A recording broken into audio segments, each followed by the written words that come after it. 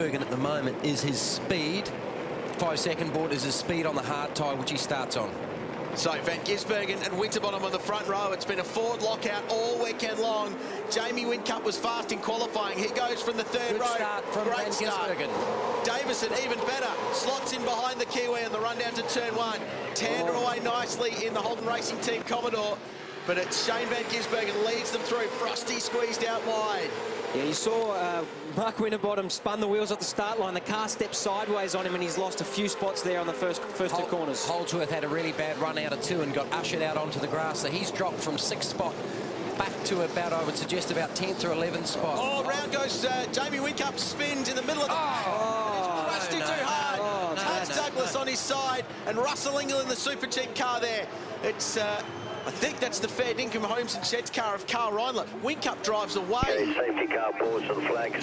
Safety car being deployed here. Now, looks like a Holden Racing Team car got into the back of Jamie Whincup, turned him around, and that caused all that mayhem on the exit of turn 3. Look at the damage. Taz Douglas drove into the side of the 11 car, and that copped a pretty big hit. That is Carl Reindler.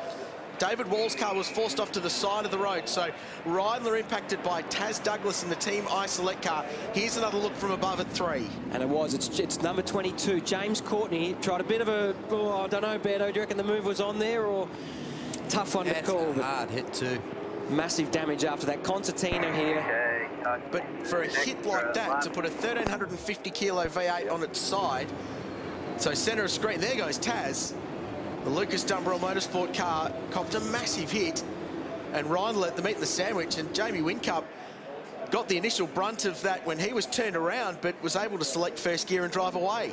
And David Wall's the car that impacted the direct behind of Taz Douglas, and that's got a lot of damage on the front of that Wilson security car. That disappear off to the right of the screen now.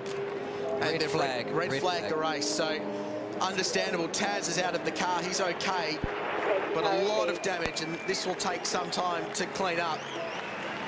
Big cheer from the fans at the racetrack for Taz to climb out. That was a monster impact to tip the car on its side, just with the sheer force of David Wall driving into the side. It's one of those things, though, we've seen it before, where you just ride a wheel up and, it's only a second gear corner, so it's not high impact. No one's going to be hurt.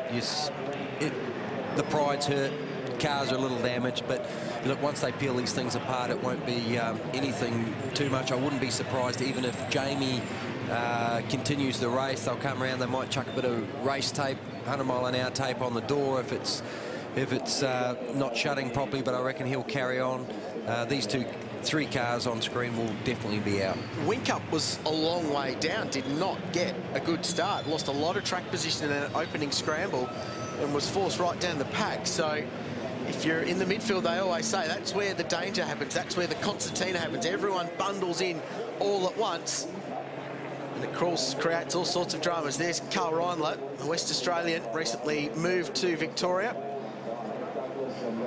Now in the 4th car from Kelly Racing, but that's not the way he wanted to start his championship. While we clean up the mess at Albert Park, the field will reset. We'll get this race underway as soon as we can. Stick with us, the Qantas Formula 1 Australian Grand Prix.